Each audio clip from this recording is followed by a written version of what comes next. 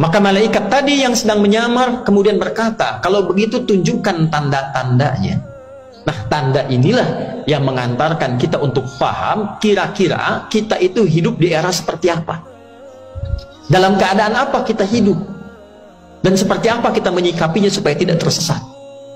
Maka Nabi mengatakan, satu, antalidal amatu rabbataha, bila ada pembantu melahirkan tuannya.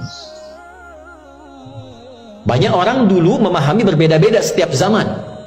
Ada yang mengatakan kalau anak sudah durhaka pada ibunya, ibu melahirkan anak, tiba-tiba anaknya jadi tuan, ibunya jadi pembantu. Anak-anak sudah nyuruh ibu-ibunya, anak menzalimi ibunya, anak sudah menguasai ibunya, ibu yang melahirkan diperlakukan seperti pembantu, sementara anaknya seperti tuan. Terbalik keadaannya. Ada yang menafsirkan zina sudah berkembang, pembantu melahirkan tuannya, zina sudah marak, sehingga status anak tidak jelas lahir dimanapun dan menjadi tuan tanpa keadaan orang yang mengasuhnya. Nasabnya terputus di situ dengan ayahnya.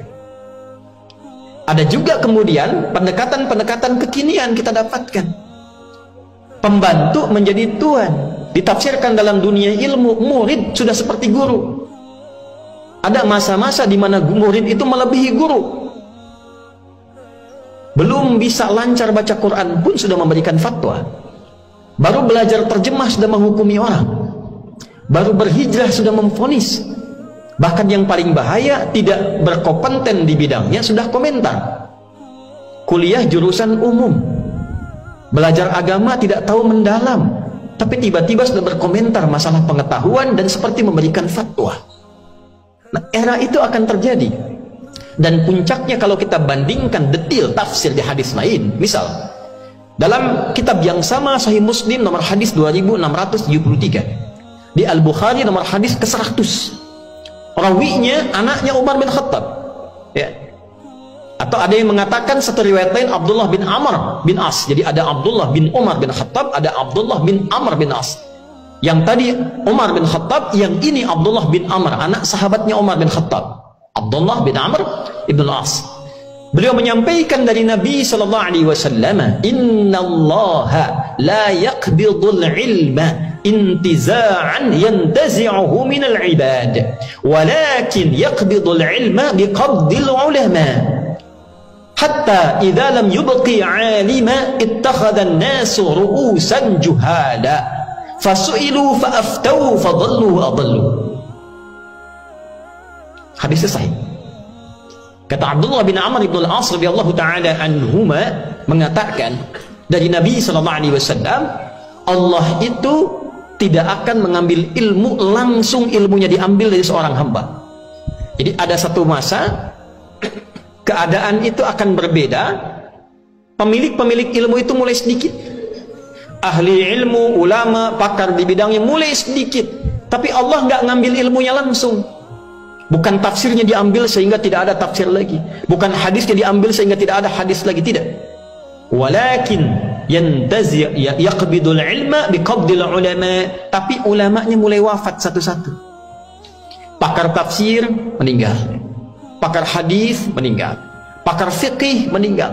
Sehingga yang tersisa tinggal sedikit. Yang banyak siapa? Hatta idza lam yubqi 'alima, sampai nanti kalau sudah semakin sedikit dan di beberapa daerah sudah tidak ada lagi yang alim, tiba-tiba yang datang orang yang tidak kompeten. Dan banyak bergelar ustaz. Ustaz, tapi tidak punya kepakaran. Fasu'ilu fa'aftau fadallu wa adallu. Maka yang paling celaka itu, kata Nabi, ittakhadhan nasu ru'usan juhala. Mulailah orang-orang yang tidak punya kompetensi tadi ternyata jadi sandaran manusia. Orang kebanyakan kok tiba-tiba belajarnya ke situ. Tidak punya latar belakang, tidak tahu cara merumuskan persoalan fikih. Ini dalilnya begini, merumuskannya seperti ini. Inilah hasilnya seperti ini. Tidak pernah belajar. Jurusannya tidak linear, tidak nyambung. Tapi tiba-tiba jadi ustaz. Tiba-tiba mengajar. Maka yang terjadi apa? Ketika ditanya dia memberikan jawaban seakan memberikan fatwa, fadallu, jawabannya menyesatkan, fa'adallu, yang mendengar pun tersesat. Itulah yang melahirkan kegaduhan, saling mencela, saling merendahkan. Yang berbahaya, pembantu melahirkan tuannya. Murid bisa ngoreksi gurunya. Kalau muridnya pintar, tidak ada masalah. Murid yang baru hijrah, murid yang baru belajar, baca Quran pun belum fasih, tiba-tiba bisa membid'ahkan orang yang sudah belajar dan mengajar, yang punya sertifikat, yang punya sanad. Antalidal amatu rabbataha wa antara al-hufata aratal alata wi'a sya'i yatatawaluna fil bunyan. Yang kedua itu ada penggembala di hamparan ladang yang luas, telanjang kaki, bisa lomba-lomba meninggikan bangunan. Ini majas, kiasan, bahwa dalam satu daerah yang gersang, yang umumnya tidak ada bangunan tinggi, sekarang sudah mulai banyak berlomba meninggikan bangunan, lomba membangun. Ada lagi yang menafsirkan begini, ada yang menafsirkan di dunia sudah mulai berkembang, konsentrasinya fokus kepada materi. Kumpulkan materi, rumah bangun megah-megah, masjid dibangunkan megah-megah, tapi isinya kosong. Semua berlomba untuk mendapatkan kumpulan materi-materi, yang penting kaya, tidak peduli bagaimana mendapatkan kekayaan itu. Sehingga Nabi menyebutkan akan tiba masanya, ketika itu tiba, umat Islamnya dijangkiti penyakit wahn. Sahabat bertanya, "Wal wahnu ya Rasulullah?" Apa itu wahn? Kata Nabi, hubbud dunya wa karahiyatul maut. Manusianya terlalu cinta dengan dunia dan tidak siap untuk wafat, berlomba untuk hidup. Sehingga dalam suasana itu umat Islam diombang-ambingkan. Kata sahabat, "Amin qillatin bina yauma idzin ya Rasulullah?" Ya Rasulullah, apakah umat Islam pada saat itu sedikit? Kata Nabi, tidak. "Bal antum yauma idzin katsir."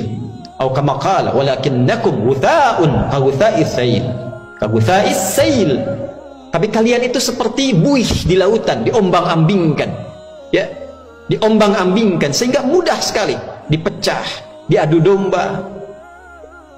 Tunza'ul mahabbatu min qulubi aduwikum wa yuj'alu fi qulubikumul wahn. Sehingga orang-orang mudah mengkotak-kotakan umat Islam. Diadu domba, Palestina dihancurkan, orang Islamnya cuma keluar, ya protes, tidak bisa apa-apa, nangis, selesai, hancur lagi, habis lagi, sibuk di dalamnya dengan saling mencela, sibuk merendahkan, sibuk menjatuhkan. Itulah wahn. Itu tandanya ada penyakit sosial yang merebak di kalangan umat Islam. Silahkan ditanyakan sampai Jumat ini, apakah kita sudah tiba di era itu? Yang paling dahsyat, hadis Nabi mengatakan, au kama qal, akan tiba masa di mana saat itu terjadi percepatan digitalisasi. Tandanya taqarubul aswaq. Au kama qala taqarubul aswaq, pasar mudah diakses, saling berdekatan. Dulu berangkat pakai motor, ojek, sekarang klik datang. Kemudian taqarubuz zaman, waktunya cepat sekali. Setahun kayak sebulan. Kayaknya baru kelas 1, sekarang sudah kelas 5. Cepat. Setahun kayak sebulan, sebulan kayak sepekan, sepekan kayak sehari, sehari kayak sekilatan. Tapi di masa itu ketika terjadi, Nabi mengatakan, yantashirul kadzib tantashirul fitan. Fitnahnya makin menyebar, manipulasi dan dusta semakin tidak bisa dikendalikan. Banyak. Kita hadir, sekarang tanyakan sampai Jumat itu, apakah di era ini kita hadir? Adakah sekarang perbuatan anak mulai durhaka banyak pada orang tua? Adakah sekarang murid yang sudah mulai merasa hebat, baru bisa baca 1-2 dan tahu terjemahan, sudah mengomentari orang, menjelekkan, menjatuhkan, bahkan tidak punya kepakaran di bidangnya, guru-gurunya sudah tidak bersertifikasi dengan baik, sanad sudah tidak mengecil, tapi jadi tumpuan di kalangan masyarakat. Orang berlomba mencari dunia, menjatuhkan satu dengan yang lainnya. Banyak hoaxnya, banyak gibahnya, banyak fitnahnya. Kalau sudah kita ada di era itu dan merasakan itu, bagaimana solusinya?